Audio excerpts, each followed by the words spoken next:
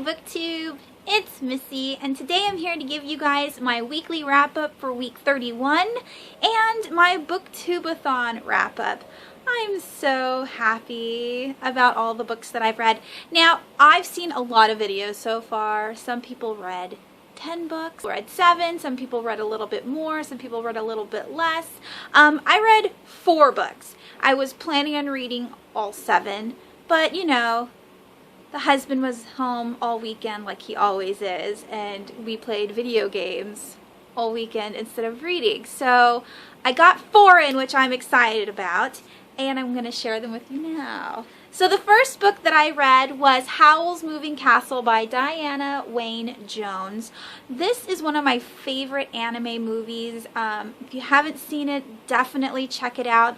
I buddy read this with Casey over at A Basket Casey Reads, and we just absolutely loved it. We read 3 chapters a day for 7 days. It was amazing.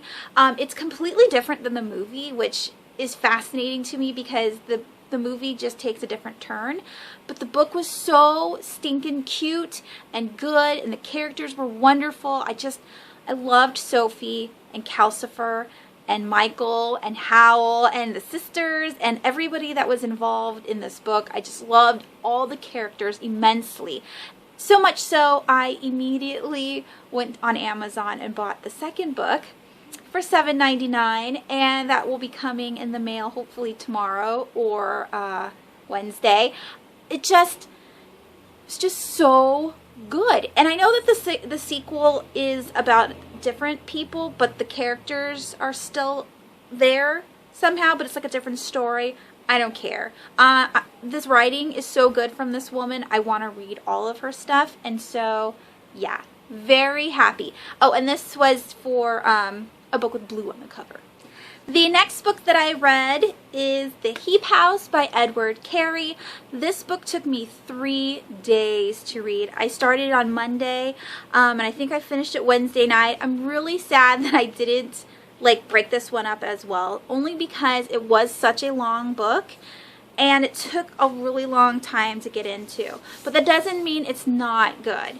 And let me just, I know I've shared with you guys the illustrations, but it's just so gorgeous. And let me just show you the inside of the book really quick before I continue on with the review. So here is an illustration of the house that is called Heap House, and all of these are numbered, like where each little area is. And on the back of the book is below the house where all the servants live and work. And again, everything is you know, labeled. So this here is that's the map of the book. I loved it. I loved it. Okay, so let me tell you what the book is about. It's very strange, and I'm gonna have to refer a little bit to the flat because I forget. Okay, Claude Irremanger.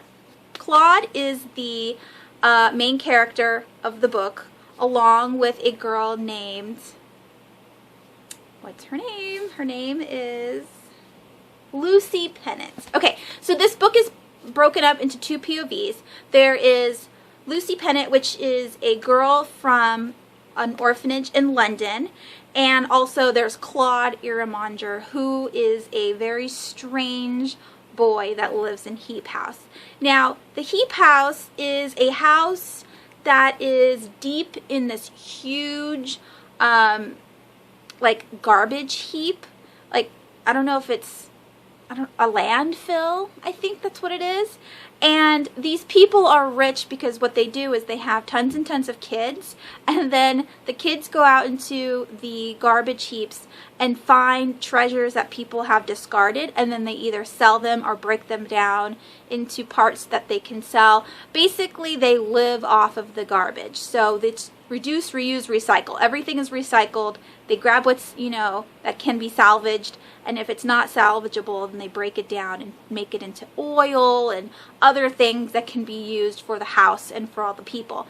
Now, the Irremangers started off as one one person in the family or something like that, and then it grew. And so there's full-blooded Irmongers that live on the top, which is the actual house, and any Irmonger that is half-blooded are the servants, and they live down below the house, like in the basement area.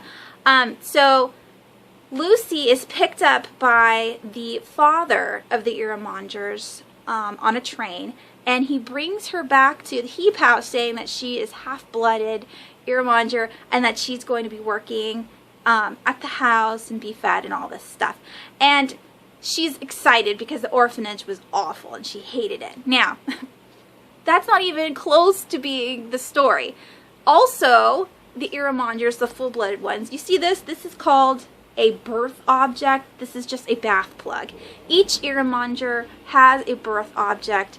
Once they're born, the head woman of the house gives them an object that they will keep on themselves for the rest of their lives. And these objects kind of say what kind of person they're going to be later in life, which is very weird.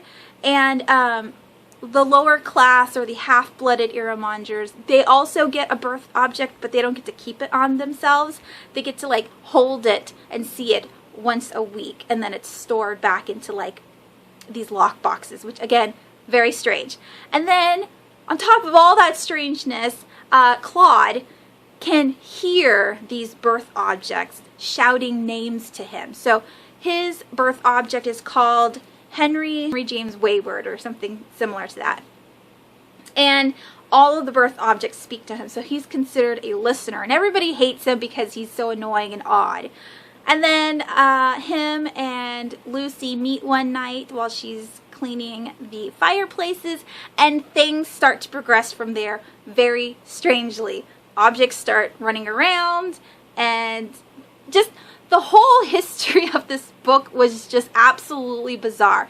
Such an interesting read. It's middle grade, but it's also YA because Claude is 15 going on 16, and once you're 16 you get married, and you have to make more Irmonger babies. But I can't wait for the second book because, again, so weird. And the author, Edward Carey, so he doesn't have very many books that he's actually written, but the one that I have shown you guys, it's called Observation Mansion or something like that. That's actually an adult book, which was tripping me out, so I had to move it from the middle grade section on my bookshelf to the adult section. But I can't wait to read more from him. It's very gothic writing, but like old-fashioned in a way, but very peculiar and different, and I don't know how to explain it. Definitely check it out if you like middle grade and extremely weird circumstances, because this was, I think I gave it 4 stars. So we have 5 stars and 4 stars, and this one was for the challenge, read a book that has the same last letter, name, author as you. I didn't say that right, but you know what I'm talking about. Alright, so the next challenge was to read a book that was someone else's favorite book, and that one was Rules of Attraction by Bret Easton Ellis. This was Penelope's favorite book. I got 51 pages in, and then I had to put it down just because the writing is really interesting, and I did read American Psycho by Bret Easton Ellis, but it's very, I want to say cluttered, if that's the right word for it. His writing is very cluttered. It's just a lot of adjectives on top of adjectives, and like it's actually people talking. So in American Psycho you have the one protagonist, and it's his story throughout the entire thing. This one, there's about 5 different characters talking. They're all in college, and they're all like drug addicts, and it's just talking about their college days and what they do every single day. So it's like a not a diary, but it's just it's blurted out at you, just random thoughts and conversations and dialogue, and I mean dialogue is conversations, but it's just, I don't know, it's not flowing conscious because it's not inside the person's head, but it's like I had breakfast, then I smoked a cigarette, then I went and got my backpack, then I went down to the commons, and then I went and did this, and then I had more coffee, and then I talked to him. It was very, very cluttered. So I didn't want to continue reading this during the Booktubeathon, only because I thought it would be overwhelming. This is something that you have to read slowly so you can kind of get the gist of what's going on. Not only that, but like I said, there's like 5 different people speaking, and so I still don't have a visual on who the person is who's talking, and so I'm sure that'll take a couple more, like 100 or so more pages in order to get the flow of whose voice is whose and a face to match each person. But I am liking it so far. I really do like Brett's writing. It's very strange, but also very not tangible, but you can understand what's going on quite easily. All right, now the next challenge was to read the last book that you acquired, and that one was Flights and Chimes in Mysterious Times by Emma Trevane. I started this book yesterday, but I wasn't able to finish it. I'm on page 111. This book is so good, and I mean, I just love the font. I'm dying over the font, and of course, it's just beautiful. So this is a middle grade about a boy who's about 11. And his name's Jack Foster.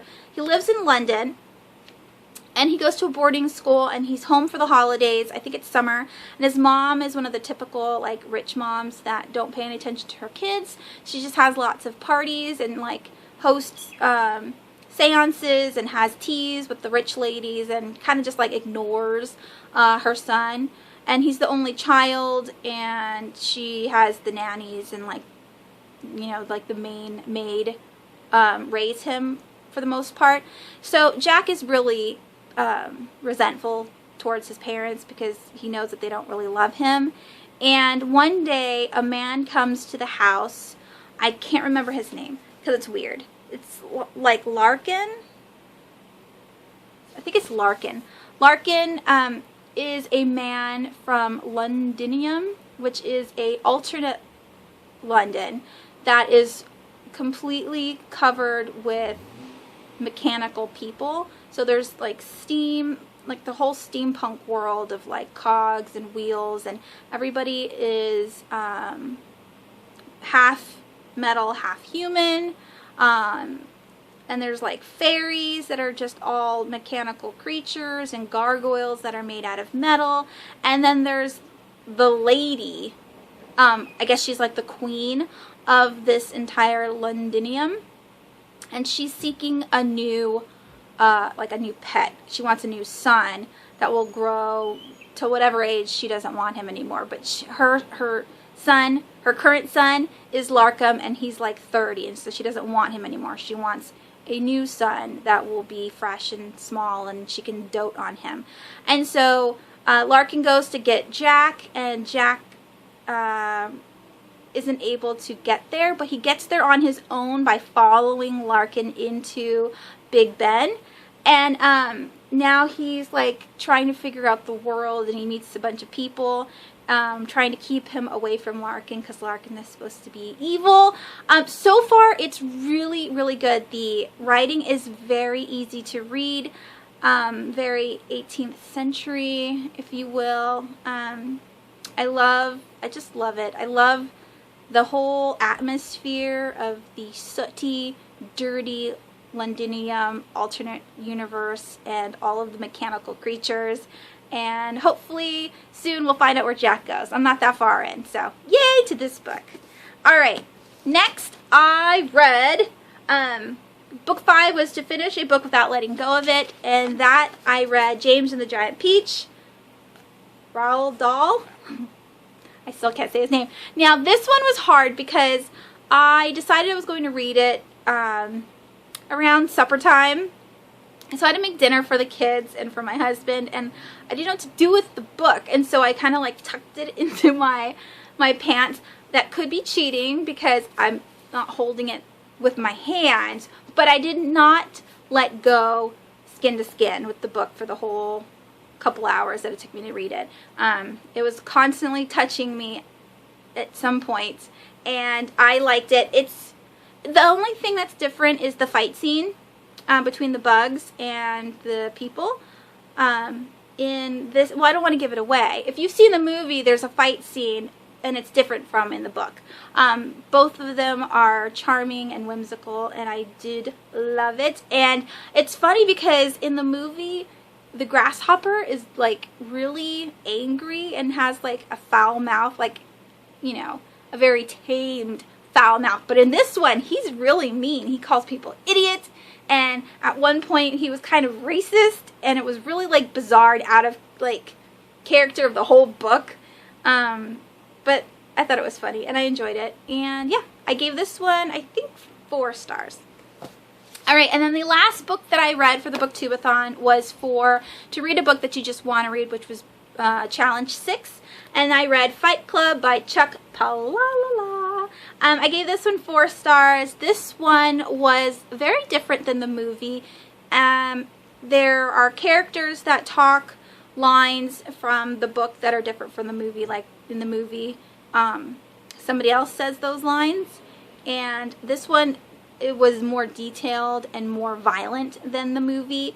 In my Goodreads review, I compared watching and reading this book to watching and reading American Psycho. When you watch American Psycho, you think of Patrick Bateman as really like self-centered, which he totally is, and narcissistic, and like completely obsessed with music and like being in the now. But also, he's very, it's very, very tame because it's on a movie. Like, people are going to watch it. In the book, he's super psycho and does really, really bad stuff. And there's lots of torture scenes that are almost hard to read. I had to flip through quickly because I couldn't stomach some of the stuff. In this book, it's the same thing. A lot of, like, the fight scenes are really graphic, and things that, you know, didn't happen in the movie, so it was a lot more tame in the movie than it is in the book. But I liked it, and poor Marla. That's all I can say. Like, she just got mixed up with a strange person. But I liked it. I gave it 4 stars. And yeah, so I read 4 books for the Booktubeathon. Not too shabby. I started 2 more. I never got to Insanity. That's sad because Insanity's been sitting around for about 2 months on my ground. You know, I keep putting it into all these different read-a-thons, and I never make it to it, but I will read it sometime this month. So, yes. Let me show you all the books. Again, I read all 4 of these ones, started the other 2. How'd you guys do for the Booktubeathon? Did you guys participate in all of the challenges? I didn't do any video challenges. I'm sure you guys know if you watch my videos. I didn't post any, but I did participate in 6 out of the 7 challenges for Instagram. So if you want to see those, you can either go to my Instagram link, which I will leave down below, or I will just link all the pictures as well down below, and you can kind of click on the ones that you want for which challenge day. I had a lot of fun doing it. The only one I didn't do is the pet one because, again, I don't have any pets. And that's fun during this Booktubeathon. I am just happy that I got to participate. And that is it. I will talk to you soon. Hope you guys have a wonderful week. Bye.